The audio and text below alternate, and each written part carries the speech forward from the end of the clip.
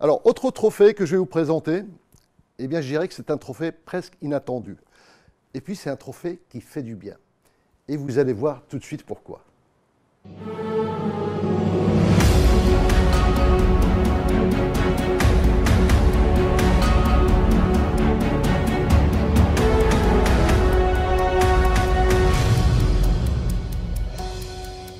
Eh bien, comme vous l'avez vu, donc il s'agit de l'action humanitaire. On ne pouvait pas passer à côté d'un tel exploit. Et cet exploit, il est emporté par le docteur Bichra, qui est un pharmacien dans la région parisienne. Et donc cet homme, pendant 30 ans, fait de l'humanitaire et il a sauvé, tenez-vous bien, près de 100 000 vies en Afrique. Alors pourquoi l'Afrique? Parce qu'il côtoie notamment dans son officine bien, des migrants qu'il voit, donc qui sont malheureux, qui n'ont pas choisi d'être sous les ponts. Et il a toute une philosophie sur cette affaire-là. Eh bien, son action est très louable. Et vous allez voir pourquoi. Parce que ça va au-delà de l'Afrique. Regardez l'interview que nous avons eue avec le docteur Bichra.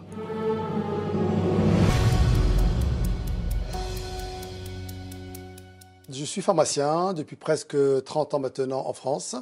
J'ai une pharmacie dans le 93 du département de la Seine-Saint-Denis.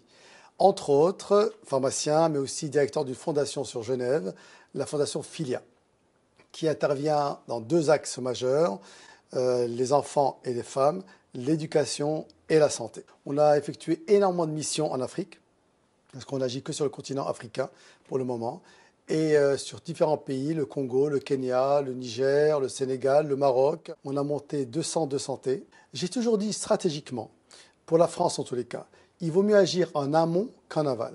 Étant pharmacien, je me réfère à Pasteur, il vaut mieux le préventif que le curatif. Et ça coûte beaucoup moins cher d'aller aider les enfants en Afrique. Il leur a expliqué que ce n'est pas la peine de traverser. Essayons de leur trouver des solutions localement, des solutions qui passent par quoi? Par l'éducation. La santé, bien sûr, mais l'éducation. Sans éducation, ces gamins n'auront rien et ils viendront ici. Au Sénégal, à Thiès, on est allé pour rénover une école totalement. Il n'y avait pas de toilettes, c'est du sable au sol, il n'y avait pas de terrain de sport, il n'y avait rien. Et en moins de 5 mois, on est intervenu et on a rechangé cette école. Il y a eu 42 toilettes, très important. L'air de rien, les toilettes, parce que les toilettes, c'est directement lié au sanitaire, donc lié à la santé. Tout ça fait que je suis très très heureux aujourd'hui d'avoir pu accomplir cette mission de changer cette école, dont l'ambition d'ailleurs serait de le faire dans plusieurs pays africains.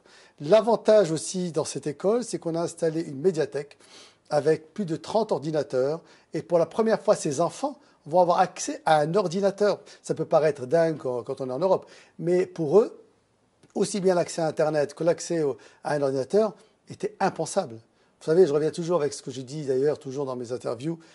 Pour un enfant ici, avoir un stylo, c'est banal. Un stylo pour un enfant africain, ça peut lui sauver sa vie. Ça peut lui changer sa vie. Ma mission, c'est vraiment de pouvoir changer, d'impacter d'une manière très significative la vie de ces enfants. Évidemment, il y a des histoires qui reviennent. Une, par exemple, c'est Myriam, au Sénégal. J'étais dans une mission d'opération chirurgicale. Et on m'a parlé d'une jeune fille qui s'appelle Myriam. Je suis allé la voir dans le service et je voyais une dame, une jeune dame, avec une énorme tumeur sur la tête, avec une odeur nauséabonde, il faut le dire. Et on m'a dit que cette dame, voilà, on ne sait pas comment faire. Immédiatement, j'ai pris la décision d'appeler le meilleur neurochirurgien, il n'y en avait qu'un d'ailleurs, à Dakar. Et le temps est passé. Un jour, 4 ans ou 5 ans après, je suis au Sénégal, dans ce même hôpital, à faire une action humanitaire. Et on me dit, il y a une jeune femme qui veut vous parler, Monsieur Bichra. J'ai qui au Sénégal? Si, il y a quelqu'un qui veut vous parler. Et là, je vois arriver cette dame, une jolie dame, très épanouie, avec un grand sourire, avec un monsieur. Et elle se présente, et là, je reconnais Mariama. Et elle me dit, voilà qui je suis, et comment sa vie a changé. Elle est passée d'une jeune femme bannie de son village, vu la tumeur, vu les fantasmes, en pensant que c'est de la sorcellerie ou pas. Et donc, c'est incroyable de voir cette femme avec un grand sourire, qui a eu des enfants, bon, un mari, des enfants, un travail. Et ça, c'est très impactant. Ça, on sent que, vous savez, on dit si on a changé une seule vie, ça me suffit largement. Hein. Donc, pour moi, c'est une satisfaction très humble. Ce n'est pas que j'ai changé la vie de quelqu'un, c'est notre action a permis de changer la trajectoire de quelqu'un. Ça, c'est triste comme histoire. C'était au Niger, à Dougondouchi, à 300 km de Niamey, et dans une zone assez difficile. Et on est allé faire des opérations aussi pour détection du cancer de l'utérus et du sein. Et d'un coup, quelqu'un vient me taper aux épaules. Je vais avec lui, je vois une dame qui souffrait énormément de sa poitrine. Et donc, j'ai appelé le médecin en urgence. On l'a soigné tous en mettant simplement, en lui donnant des antalgiques pour la douleur, et en mettant des poches de glace sur sa poitrine.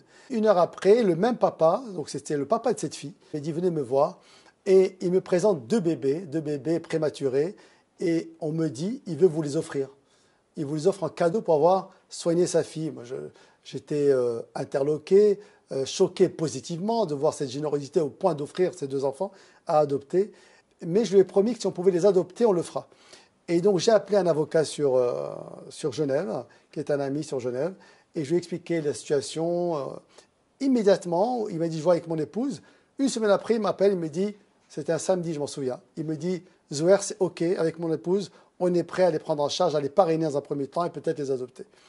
1 heure après, on m'appelle du Niger, malheureusement, et on me dit que les 2 jeunes filles sont décédées, les 2 bébés sont décédés. Vous imaginez le choc. En même temps, ça nous ramène à une certaine humilité. On ne peut pas sauver tout le monde. On essaye de faire, et malheureusement, c'est une réalité. 2 bébés qui meurent juste parce qu'elles ont été malnutries, pas parce qu'elles sont tombées malades. Et ça, c'est difficile à supporter, et c'est ça qui est mon moteur aujourd'hui, de dire on peut changer la vie de quelqu'un. On peut. Avec beaucoup d'humilité. Ça fait plus de 30 ans maintenant, si je reviens jusqu'à mes études. Je n'ai jamais compté combien de gens on a impacté, mais on a fait énormément de missions. On ne doit pas être loin des 80 000, 100 000 vies sur lesquelles on a agi. Et ce qui fait que c'est toujours un moteur. Et vous imaginez bien que 100 000, mais ce n'est rien. C'est une goutte d'eau dans l'océan. C'est pas grand-chose. On voudrait changer tellement de vies en Afrique. Si demain je devais fermer les yeux et partir, je dirais, OK, j'ai essayé de faire de mon mieux. C'est ça le plus important. Mais ma mission, j'espère qu'elle n'est pas finie. J'ai une ambition très folle pour l'Afrique. J'ai encore d'autres projets encore beaucoup plus ambitieux qui demandent évidemment énormément de participation collective, d'équipe. Et je pense qu'il y a encore un océan d'action à faire. Donc je pense que nous avons de la chance de vivre en France. On a un système sanitaire, un système d'éducation. On peut le critiquer, nous on critique beaucoup en France.